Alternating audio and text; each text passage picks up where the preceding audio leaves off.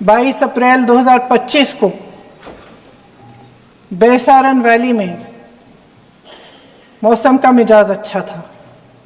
जैसे हर रोज लगातार 1000 से 1500 लोग वहां पहुंचते थे, उसी तरह से उस दिन भी तमाम पर्यटक वहां पहुंचे। वहां का रास्ता आसान नहीं है अध्यक्ष महोदय जी, जंगल से जाना पड़ता है, पहाड़ों के बीच जाना पड़ता है, घोड़े से जाना पड़ता है। ये परिवार वहां पहुंचे, मौसम सुहाना था, उनके बच्चे ट्रैम्पोलिन पे खेल रहे थे, कोई जिपलाइन कर रहा था, कोई चाय पी रहा था, तो कोई कश्मीर की सुंदर वादियों की ठंडी हवा का मजा ले रहा था। शुभम अपनी पत्नी के साथ एक स्टॉल पे खड़े थे। तभी अचानक 4 आतंकवादी जंगल में से निकलते हैं और शुभम को वहीं अपनी पत्नी के सामने मार डालते हैं। उसके बाद वे वहां से पूरे वैली में 1 घंटे के लिए लोगों को चुन चुन कर मारते हैं। किसी के पति को अपनी पत्नी के आंखों के सामने, किसी के पिता को अपने बेटे के सामने, चुन चुन कर 26 लोगों को मार डालते हैं। शुभम की पत्नी घबराकर वहां से भागने की कोशिश करती है, अपनी जान बचाने के लिए जंगल की तरफ दौड़ती है। वहां पता चलता है कि तमाम लोग जंगल की तरफ दौड़े हैं और अपनी जान बचाने की कोशिश कर रहे हैं। कोई अपने बेटे का हाथ पकड़ के पहाड़ों पर घसीटता हुआ जा रहा है, कोई कश्मीरी घोड़े वालों और गाइडों की मदद लेते हुए चले जा रहा है। कोई रास्ता नहीं है, कोई तरीका नहीं है, लेकिन किसी न किसी तरह से शुभम की पत्नी के शब्दों में किसी ऐसी शक्ति ने हमको बचा कर रखा कि हमें किसी न किसी तरह से हम अकेले नीचे पहुंचे। और मैं उनके लफ्ज पढ़ना चाहती हूं, क्योंकि उन्होंने कहा कि इस पूरे समय जब 1 घंटे के लिए चुन चुन कर भारतीय नागरिकों को मारा जा रहा था, इस पूरे समय उसे एक सुरक्षाकर्मी नहीं दिखा, एक सैनिक नहीं दिखा।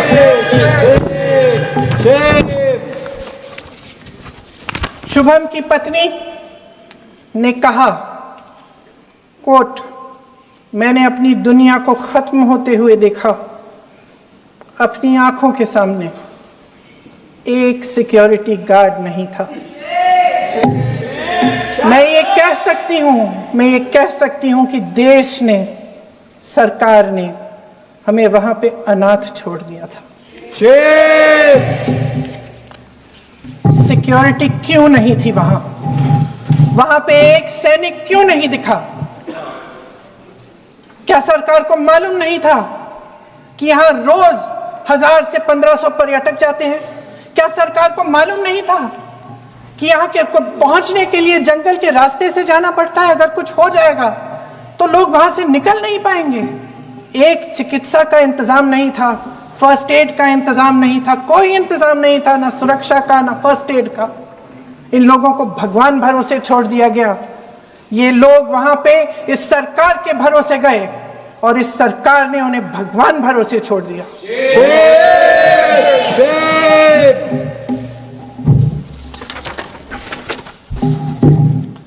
मैं पूछना चाहती हूं, ये किसकी जिम्मेदारी थी? इस देश के नागरिकों की सुरक्षा की जिम्मेदारी किसकी है? क्या इस देश के प्रधानमंत्री की नहीं है? क्या इस देश के गृह मंत्री की नहीं है? क्या इस देश के रक्षा मंत्री की नहीं है? क्या एनएसए की नहीं है? अध्यक्ष महोदय, पहलगाम हमले से सिर्फ 2 हफ्ते पहले हमारे गृह मंत्री महोदय जी कश्मीर गए थे। किस लिए गए थे? जो सुरक्षा की व्यवस्था है इसको देखने के लिए गए थे, इसको रिव्यू करने के लिए गए थे। और उन्होंने वहां कहा कि आतंकवाद पर विजय प्राप्त हुई है। ये 2 हफ्ते पहले है। 3 महीने बाद जेएनके के गवर्नर साहब एक आम इंटरव्यू में ऐसे ही चलते चलते कह देते हैं कि हाँ, बैसारन वैली में बहुत लापरवाही हुई और इसके लिए मैं जिम्मेदारी लेता हूँ। ऐसे ही चलते चलते, और वो बात होती है, खत्म भी वहां होती है और वहीं खत्म हो जाती है। उनसे जिम्मेदारी ली भी नहीं जाती, कोई सवाल नहीं उठाता, कोई जवाब नहीं देता। अध्यक्ष महोदय, उस हमले की जिम्मेदारी एक आतंकवादी गुट जिसका नाम TRF है थोड़े दिनों बाद लेती है। कौन है ये TRF? 2019 में ये गुट बना। 2020 में इसने कश्मीर में आतंकवाद का काम शुरू कर दिया और अप्रैल 2020 से लेकर 22 अप्रैल 2025 तक इन्होंने 25 आतंकवादी हमले किए। गृह मंत्री महोदय ने जब यूपीए सरकार के समय के आतंकवादी हमले गिने तो लगभग 25 गिनवाए थे अभी अपने भाषण में। इस गुट ने कश्मीर में 25 हमले 2020 और 2025 के अंदर एक पूरी लिस्ट है इन हमलों की। मेरे पास इतना समय नहीं है इसलिए मैं एक एक को नहीं पढ़ना चाहती, लेकिन मैं इतना कहूंगी कि इनमें रियासी का हमला भी था 2024 का, जिसमें 9 लोग मारे गए और 41 लोग घायल हुए।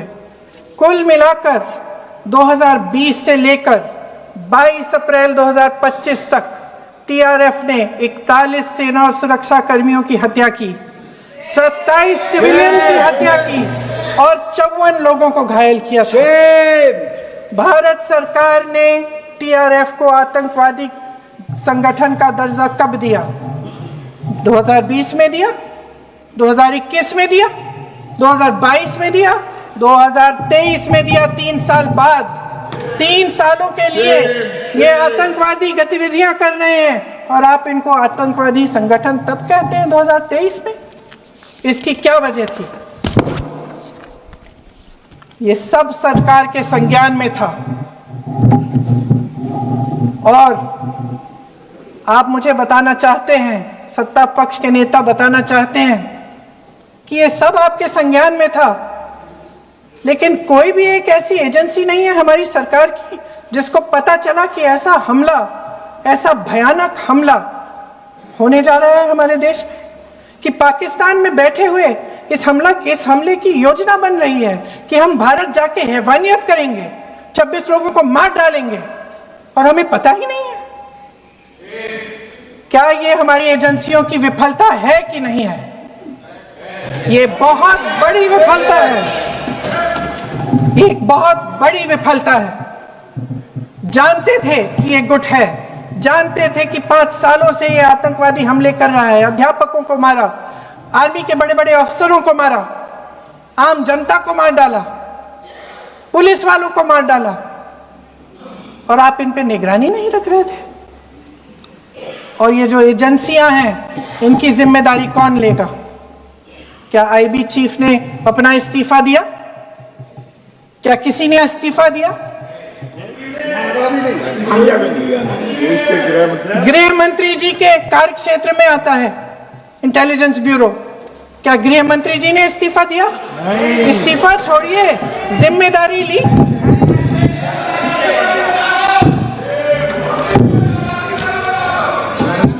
साहब देखिए, इतिहास की बात आप करिए, मैं वर्तमान की बात करना चाहती हूँ।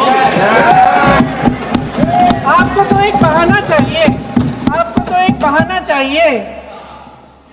पूरे परिवार का नाम गिनवा देते हैं। अरे अपनी जिम्मेदारी खुद लीजिए। 11 सालों के लिए तो सत्ता में आप हैं। अभी नेहरू को छोड़ दिया।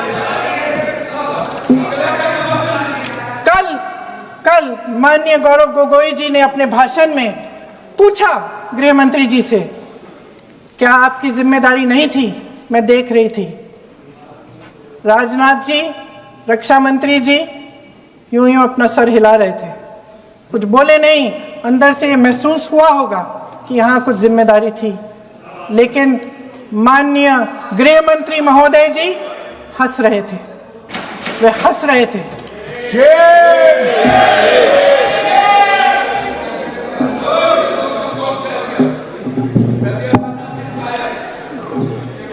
अध्यक्ष महोदय, कल सत्ता पक्ष और आज भी सत्ता पक्ष के नेताओं ने 2008 के मुंबई के हमलों का जिक्र किया, बार बार कहा कि मनमोहन सिंह जी की सरकार ने कुछ नहीं किया। ये तो जानकारी होगी ना कि उसी समय जब वो आतंकवादी हमला चल रहा था तभी उन आतंकवादियों को मार डाला था, एक बचा था और उसको भी फांसी दे दी थी 2012 में।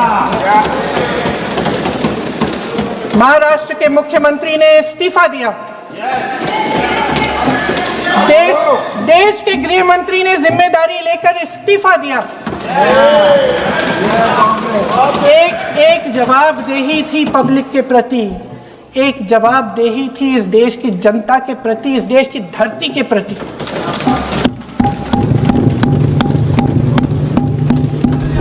राजनाथ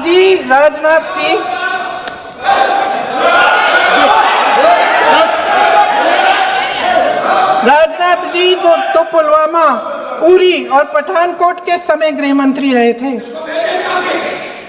आज वे रक्षा मंत्री हैं और हमारे गृह मंत्री महोदय श्री अमित शाह जी के नाक के नीचे पूरा मणिपुर जल गया, दिल्ली में दंगे हुए, पहलगाम में हमला हुआ और आज भी वे उसी पद पर बैठे हैं। क्यों?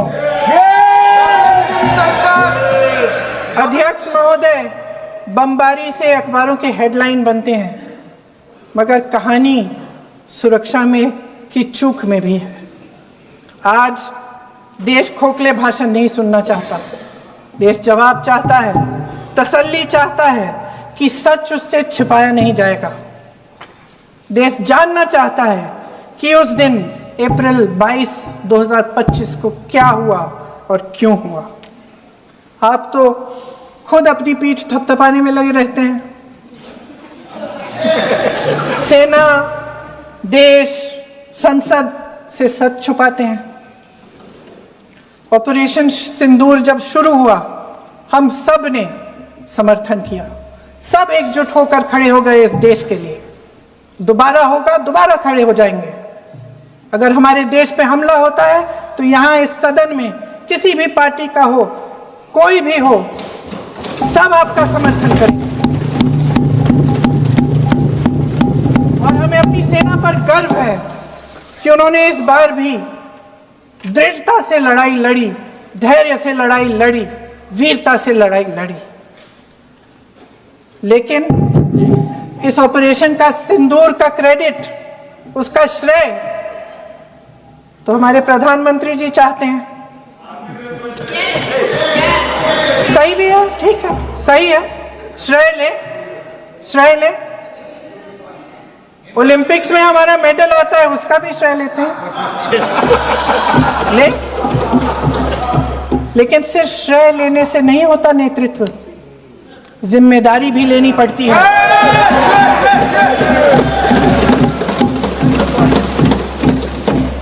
देश के इतिहास में ये पहली बार हुआ, देश के इतिहास में ये पहली बार हुआ कि जंग होते होते ही रुक गई। रुक गई है जी, और इस रुकावट का ऐलान हमारी सरकार, हमारी सेना नहीं करती, अमेरिका के प्रेसिडेंट करते हैं, अमेरिका के राष्ट्रपति करते हैं। ये हमारे प्रधानमंत्री महोदय की गैर जिम्मेदारी का सबसे बड़ा प्रतीक है। आज गृह मंत्री जी ने इस बात पर उल्लेख किया। उन्होंने कहा, उनके शब्दों में उन्होंने कहा कि पाकिस्तान के पास शरण में आने के बजाय कोई चारा ही नहीं था। आपने शरण दिया क्यों? वो आते हैं आपके देश के अंदर, लोगों को मार डालते हैं और आप उनको शरण दे रहे हैं। क्यों दिया शरण? इसका जवाब क्यों नहीं दिया है एक भी भाषण में? जैसे ये बात उठी, शरण की बात की हमारे गृह मंत्री जी ने, इतिहास में चले गए।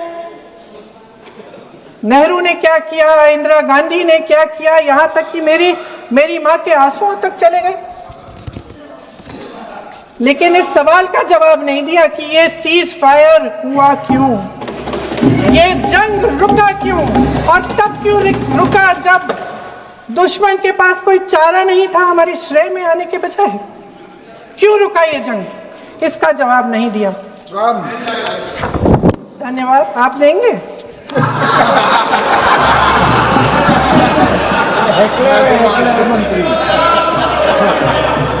देना भाई देना, आपको टाइम मिलेगा तो। टाइम नहीं मिलेगा आपको शायद। वैसे महोदय, मेरी माँ की आंसू की बात किए, मैं इसका जवाब देना चाहती हूँ। मेरी माँ के आंसू तब गिरे जब उनके पति को आतंकवादियों ने शहीद किया, जब वे मात्र 44 साल की थी। और आज अगर मैं इस सदन में खड़ी हूं और उन 26 लोगों की बात कर रही हूं, मैं इसलिए कर रही हूं क्योंकि मैं उनका दर्द जानती हूं, महसूस करती हूं।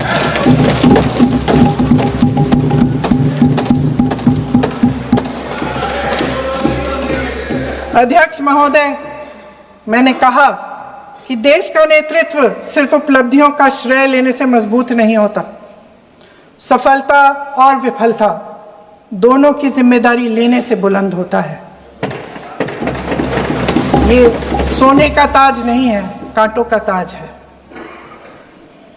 अध्यक्ष महोदय, जब सरकार झूठी और कायर हो तो वे बहादुर से बहादुर सेना के साहस और पराक्रम को भी कमजोर कर देती है। देश को प्रतिशोध के साथ साथ सबके प्राणों की रक्षा का प्रण चाहिए। सेना की शक्ति के साथ सरकार की सच्चाई भी चाहिए।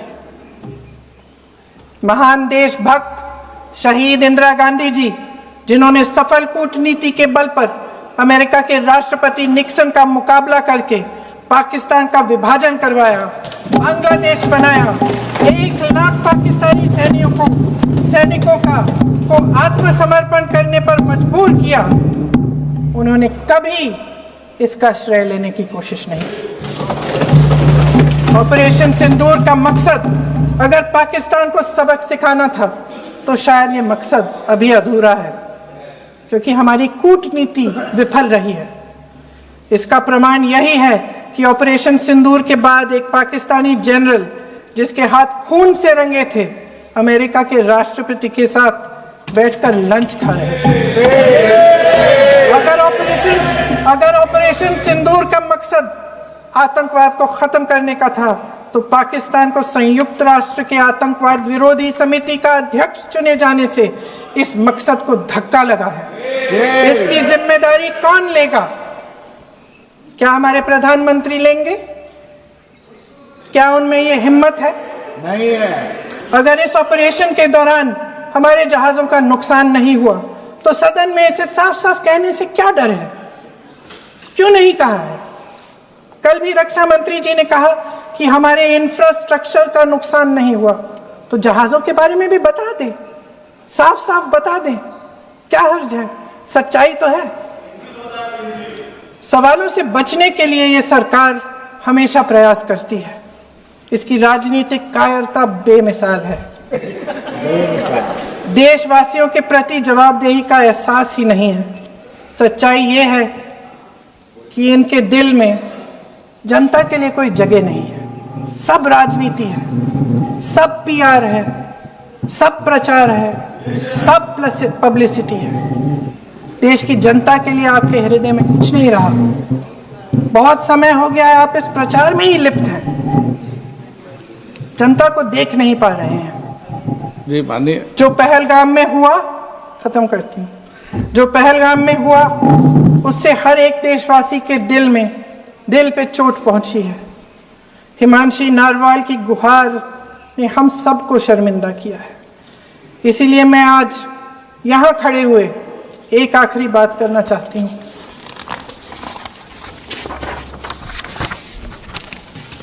इस सदन में लगभग सभी के पास सुरक्षा है, सुरक्षा की व्यवस्था है। हम जहां भी जाते हैं हमारे साथ सुरक्षा कर्मी आते हैं। आपको भी मिल जाएगी, आप मंत्री बन जाएंगे, आपको भी मिल जाएगी। मैं मजाक की बात नहीं कर रही हूँ, मैं मजाक की बात नहीं कर रही हूँ, थोड़ा सा धैर्य रखिए। उस दिन पहलगाम में 26 परिवार उजड़ गए। 26 लोगों को अपने परिवार के सदस्य के सामने मारा गया। 26 बेटे, पति, पिता गुजर गए। उनमें से 25 भारतीय थे, भारतीय थे।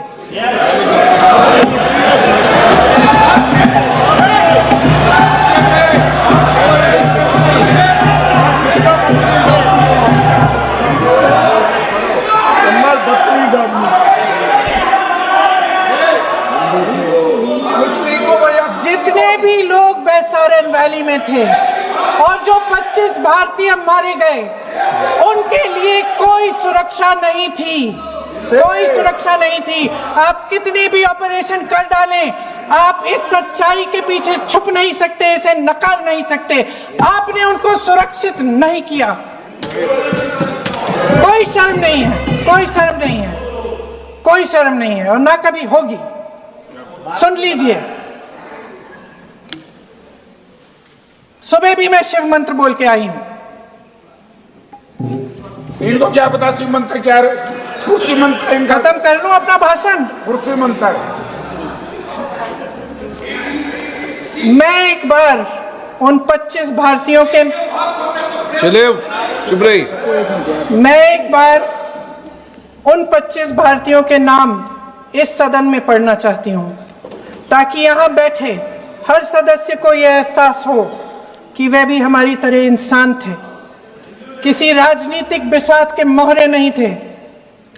वे भी इस देश के बेटे थे, वे भी इस देश के शहीद हैं। उनके परिजनों के प्रति हम सब की जवाबदेही बनती है। उन्हें सच्चाई जानने का हक है। समीर गुहा भारतीय, बिट्टन अधिकारी, मनीष रंजन, हेमंत सुहास जोशी, विनय नारवाल, सुशील नथनियल, अतुल श्रीकांत मोने, सैयद आदिल हुसैन शाह, नीरज वानी, रामचंद्रन, संजय लक्ष्मण लेले, मानिए प्लीज। दिनेश अग्रवाल, दिलीप दिल से, प्रशांत कुमार सतपति, JS चंद्रमौली। अब आप बोलिए, अब आराम से। JS चंद्रमौली, यतीश परमार, S मधुसूदन राव, सदस्य नारेबाजी का सदन नहीं है। शैलेश कलाटिया, ये तरीका ठीक नहीं है आपका। मंजुनाथ राव,